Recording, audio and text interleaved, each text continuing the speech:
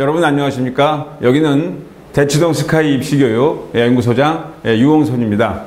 이번 강의는 올해 처음으로 즉 9월 23일 날 논술 시험을 보는 연세대학교 자연계열 생명과학 OT 강의로서 9월 6일 날 우리가 이제 모평을 끝나죠. 그래서 9월 9일부터 토요일부터 개강을 해서 특히 이제 재수생, 재학생도 마찬가지지만 재수생, N수생들은 평일날도 우리 프로그램에 참가해서 좋은 성적을 거둘 수 있죠. 왜냐하면 이제 작년에도 우리 학원에서 이제 좋은 결과 연세대 많이 들어갔지만 연세대 논술은 최저 없고 또 수능 관계가 없기 때문에 여러분들 거기서 미러클을 한번 믿을만 하겠죠. 그래서 논술 100% 1:1 맞춤형 9월 24일 논술 대비 9월 9일부터 개강을 한다라는 내용을 보시면 되고요.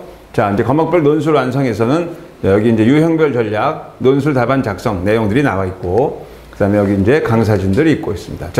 연세대 자연계 논술 출제는, 연세대는 이제 치대, 약대도 같이 들어가죠. 이과하고. 그래서 수학 60, 과학 40입니다. 물론 수학이 중요하지만 과학도 매우 중요하죠. 그래서 특히 생명과학 논술에는 생물1과 생물2 내용이 들어가는데, 일반적으로 한 3, 4문제가 들어갑니다. 그래서 논술 100% 작년도 문제를 보시면서 여기 표 보시면 이제 생명과학을 선택한 학교 과가 있죠. 그리고 여기 쭉. 그리고 이제 문제를 한번 보겠습니다. 작년의 기출문제죠. 2023년도 1번 문제 보시면 항상 늘상 여러분 수능에 나오는 문제가 똑같습니다. 그래서 가계도, 그래서 특정 유전병이 있는 사람의 가계도인데 여기서 이제 대립 유전자가 열성이냐, 겉으로 둬야 한다. 이런 거. 그러니까 열성 유전이냐, 그 다음에 우성 유전이냐, 그 다음에 상염색체에 있느냐, 성염색체느냐. 그러니까 우리가 생물원 수능 문제 푼다고 생각하시면 되는데 그거를 글로 쓴다고 생각하시면 되겠죠. 그래서 유전자형을 표현을 해서 몇 번은 어떤 유전자형을 가질 것이다. 이런 내용이 되겠죠. 그렇죠? 그래서 여기 보시다시피 이제 호르몬에 대한 표적세포 나와 있고, 그 다음에 TCA 회로 하면은 이제 우리가 말하는 생명과학 2에 나오죠. 그래서 거기 나오는, 거기 이제 여러 가지 효소가 있는데 거기서 결석이 생긴 유전병, 또 당뇨병 환자, 혈중 인슐린량은 정상인데 이런 것들이죠. 1형 당뇨병, 2형 당뇨병 이런 문제죠. 그래서 그다음에 포도당 젖산의 ATP형을 측정하는 과정, 그다음에 산소 조건 일과에는 산소 농도가 낮거나 높은 두 조건 하나다. 이런 식으로 해서 이제 포도당 처리 후, ATP 처리 후 하는 그런 도표를 분석을 해서 나오는 이런 물질 전체의 측정된 값을 이용해서 답을 하시는 문제입니다. 다는 뭐냐면은 호흡기 질환을 일으키며 강한 전파력. 요즘 바로 이제 우리 코로나 바이러스 시대에 우린 살아왔잖아요. 지금도 아직도 100% 낫지 않았지만 거기서 이제 단백질 X가 사람 세포의 표면에 특정한 수용체에 결합한 후 세포 안으로 유입되어 세포를 감염시킬 수 있기 때문에 바이러스는 세포를 감염시키고 나서 자신의 핵산 복제를 통해 증식한 후 세포를 빠져나와 또 다른 세포로 감염된다. 다 나는 내용입니다.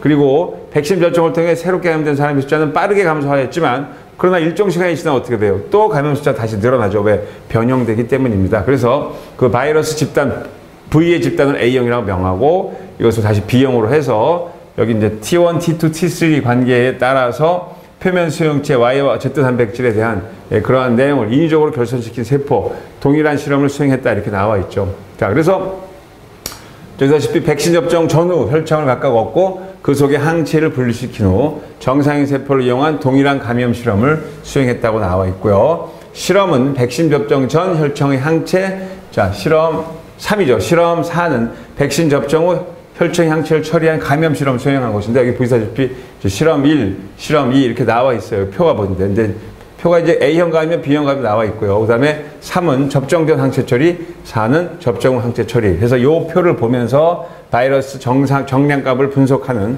그런 도표 분석 또는 그래프 해석 능력을 물어보겠죠.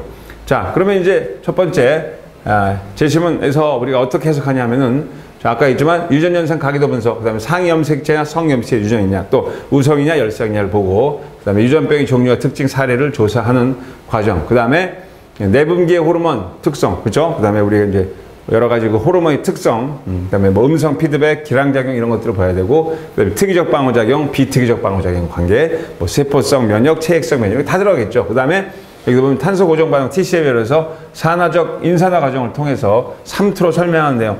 연세대 굉장히 잘 나오는 문제죠. 특히 생명과학에서는 다른 대학도 많이 나오는 그런 거. 그 다음에 산소호흡과 발효의 차이 설명하는 거. 그 다음에 이제 생명 시스템이 유지된 세포 내 정보의 흐름. 그래서 우리가 코돈, 그 다음에 그 트리플 코드 이런 과정 강. 그 다음에 변이와 자연선택 진화의 원리. 그 다음에 이제 여러분 다양한 질병의 원인을 우리 몸의 특이적 방어작용과 부특이적, 비특이적, 선천성 면역과 후천성 면역이 있겠죠. 그래서 거기에 보면 이제 체액성 면역, 세포성 면역 이런 것들을 작용을 하고 항원 항체 반응에 대해서 공부를 해야 됩니다. 자, 문제 1에 대한 내용은 쭉 이제 이렇게 나와 있고요. 개체 수준에서 이건 뭐 다 읽을 필요 없지만, 예, 우리가 이제 유전병의 유전 방식을 이제 어떻게 하냐. 개체군 남성 집단에서 유전 발병률이 얼마일 것인지 설명하시오. 이렇게 나와 있죠. 그리고 개체군의 유전병 보인자 비율은 얼마가 될 것인가 라는 내용. 그리고 여기 이제 조건들이 나와 있습니다.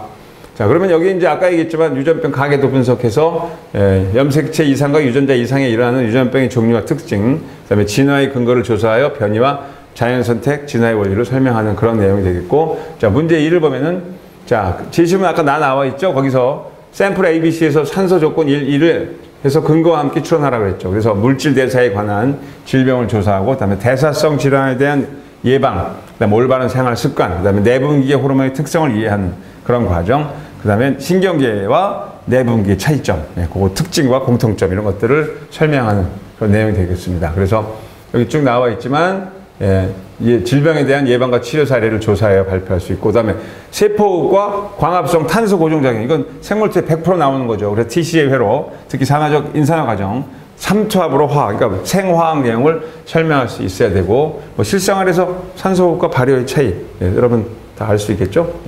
자, 문제 4를 보면은 질심은 다의 하루당 바이러스 신규 감염자 수의 추이와 실험 결과를 기반으로, 그러니까 실험 결과를 표를 보고 바이러스 V의 A형과 B형에 의한 감염을 막는 데 효과적인지, 뭐가 효과적인지 추론하는 그런 내용이죠. 그러니까 진짜로 자기의 의견을 정확히 써야겠죠. 특히 사람의 단백질 Y와 Z의 관계를 관련하여 서술하고 V의 A형, B형의 염기서열 차이가 많은 부분 어디인지 추론하라고 했습니다. 그러니까 생명 중심 그 관계에 대해서 되고요.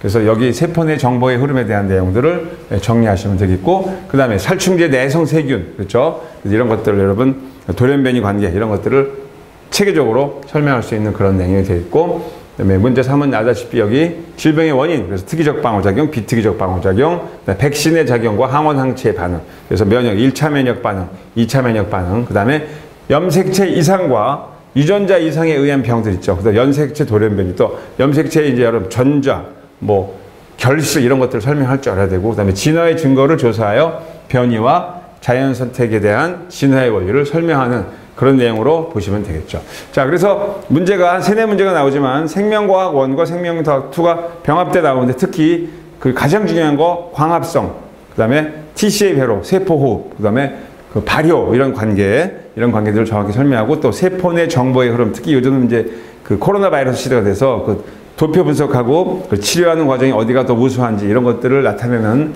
자기 의견을 정확히 쓰는 그런 연습들을 해보시면 되겠죠. 자, 생명과학 문제 아주 어렵지 않습니다. 생명과학 2는 어느 정도는 해야 된다는 거, 그렇죠? 광합성과 TCA 회로 정도, 그다음에 진화의 과정 이런 것들, 염기서열 분석하는 그런 내용들을 준비하시면 아마 좋은 성적을 얻을 수 있을 겁니다. 자, 그래서 2023년 대비 생명과학 연세대 OT 강의를 끝내겠습니다.